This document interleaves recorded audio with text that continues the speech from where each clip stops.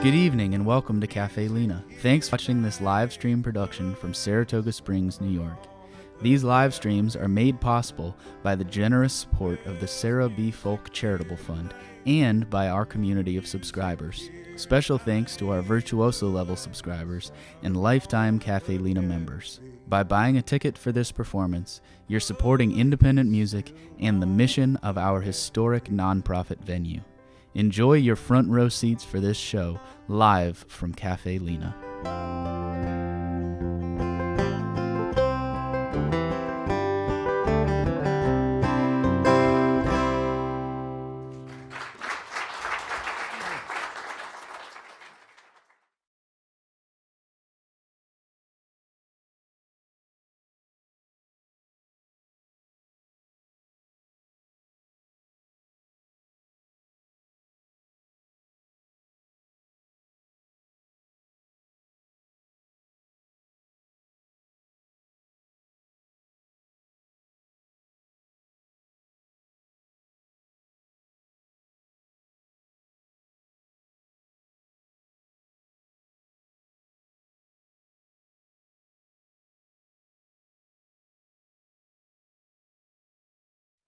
Okay, good evening, jazz friends. Yeah. Welcome to Caffe Lena. This is an evening that a lot of us in the room have been kind of stealing our nerves for. This is our first jazz show without Joel Moss, who we lost just about 1 month ago.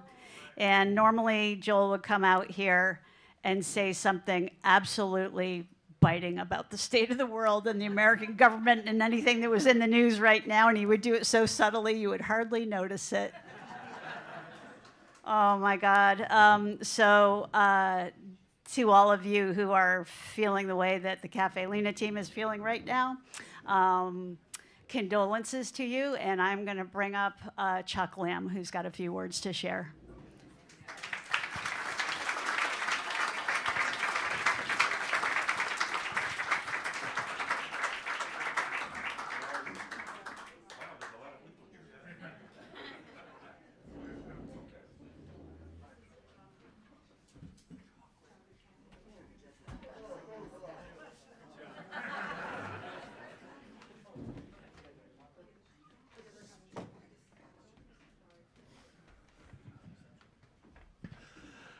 Good evening.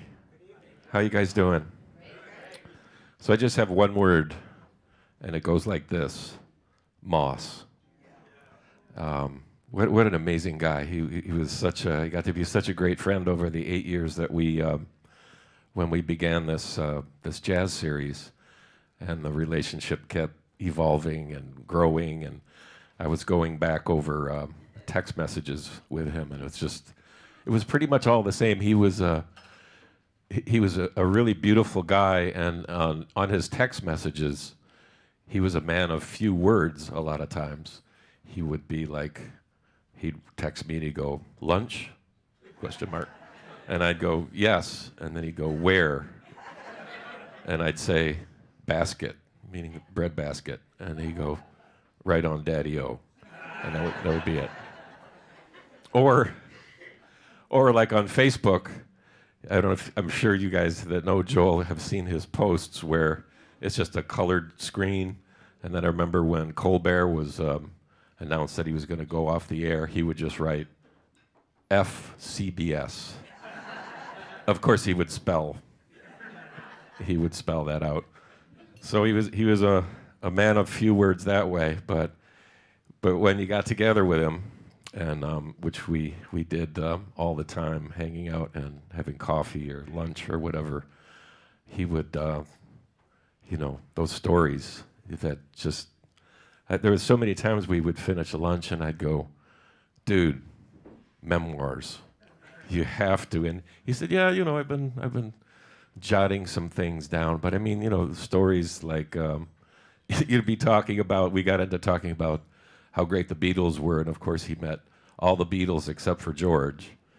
And then I said, how was that? He said, "Yeah, it was great. Paul was a little kind of quiet or whatever. He wasn't." But then he talked about how he was at Abbey Road recording some soundtrack thing and ran into George Martin. And they got talking, and George knew Joel's history of production, and he said, "Hey, why don't you join me? I can fly you over to England, and then we can go out on my yacht and go scuba diving." You know what I mean?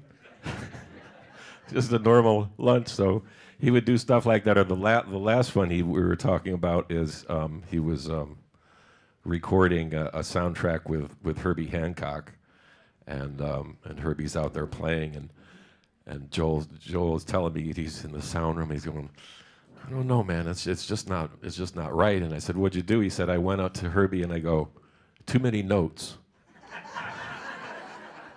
I said, "You did?" He said, and he said, Herbie laughed and he goes, "I got it." And then it just simplified. So, that's like a condensed version of this amazing, personable, really, really brilliant guy. And I don't know. There's so much to say. Unfortunately, Rhea and I were out. I was 3,000 miles away when I got the news, and that makes it even more surreal. It's like we were out on I was playing on a jazz cruise, and with 2,000 people and 50 incredible musicians, and we're sailing down the coast, and got the phone. Actually, Chris Brubeck called me at 9 o'clock in the morning, and it was like, it's like a little, mini 9/11. I mean, it's so absolutely shocking, and it was. I couldn't get past it, because it was so. It was so surreal, right? And then I'm on this big ship, and I'm going, man, this is like, it's like a dream.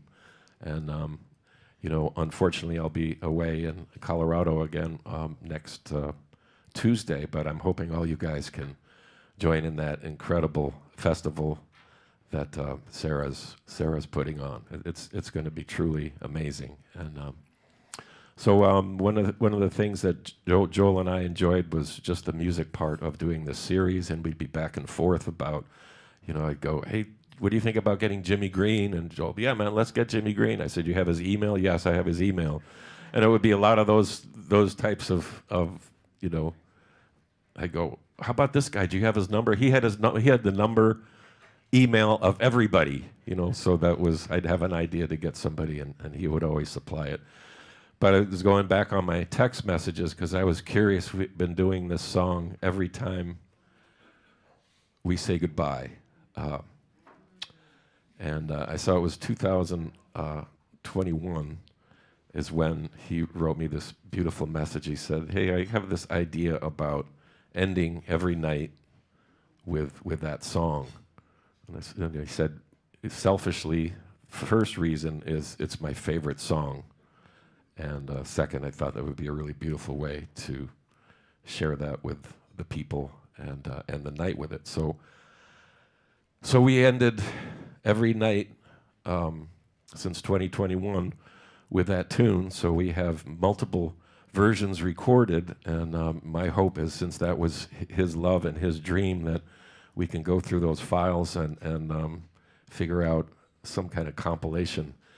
It might be a little boring hearing the same song 500 times, but no, it was a beautiful idea, beautiful concept, and I would try to do different versions of. I mean, it's a beautiful ballad, obviously, but I'd just try to mix it up and do it in 3/4 and 5/4. Do it as a bossa, do it as a swing, do it, all these different types of versions. So anyway, something that never happened on this was a solo piano version of that, and I think my music will speak more than my words to my beautiful friend, Joel Moss.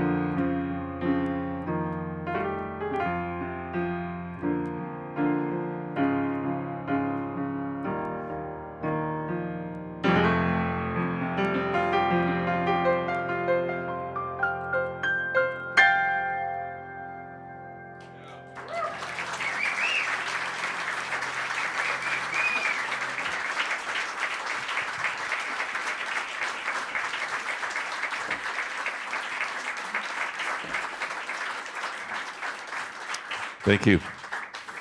Love you, Joel.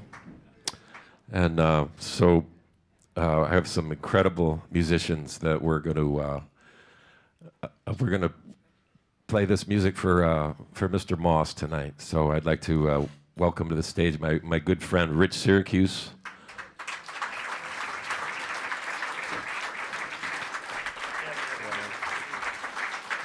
My good friend Jeff Siege Siegel on the drums.